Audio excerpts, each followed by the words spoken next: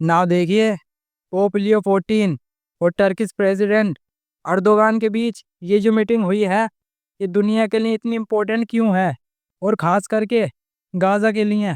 यहाँ पर आप देख पाओगे, Erdogan hails Pope's Turkish visit as key step in strengthening common ground.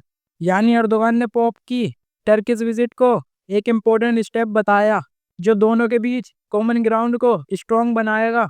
और अर्दोगान ने जॉइन एड्रेस में जो कहा, उसने साफ कर दिया कि दुनिया एक डेंजरस फेज में है। कॉन्फ्लिक्ट्स बढ़ रहे हैं, इंटॉलरेंस डिवाइड क्रिएट कर रहे हैं, इस्लामोफोबिया और एक्सनोफोबिया वेस्ट कंट्रीज में पीक पर है। टर्की हमेशा से ही इस रीजन में एक रेयर कंट्री रही है और ये आज के टाइम पर पीस के साथ खड़ी है, चाहे वो रसिया यूक्रेन युद्ध हो या फिर गाजा इजराइल। अर्दोगान का कहना है कि पोप का ये पीस मैसेज इस डिप्लोमेसी को और स्ट्रॉन्ग करेगा। फिर बात आई गाजा की, जिसे अर्दोगान ने सीधे जेनोसाइड कहा और कहा कि हमारा सबसे बड़ा फर्ज है फिलिस्तीनियन लोगों को जस्टिस दिलाना।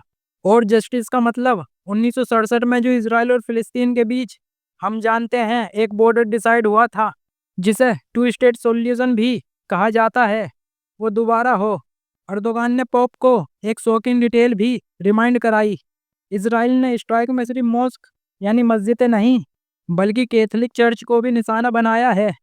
और इसी वजह से उन्होंने पोप के सामने क्लियर मैसेज दिया, जेरूसलम की हिस्टोरिकल आइडेंटिटी को बचाना बहुत इंपॉर्टेंट है। नाउ पोप ने टर्की को एक यूनिक कॉम्प्लीमेंट दिया, Turkey can be a source of stability, a bridge between peoples.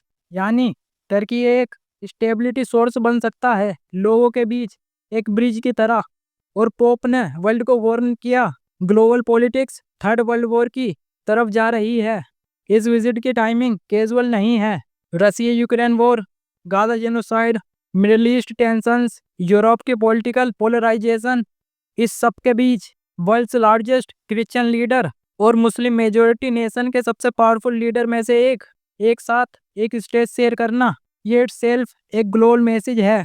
और तुर्की का मीडिएटर बनने का रोल अब और भी स्ट्रॉन्ग हो चुका है।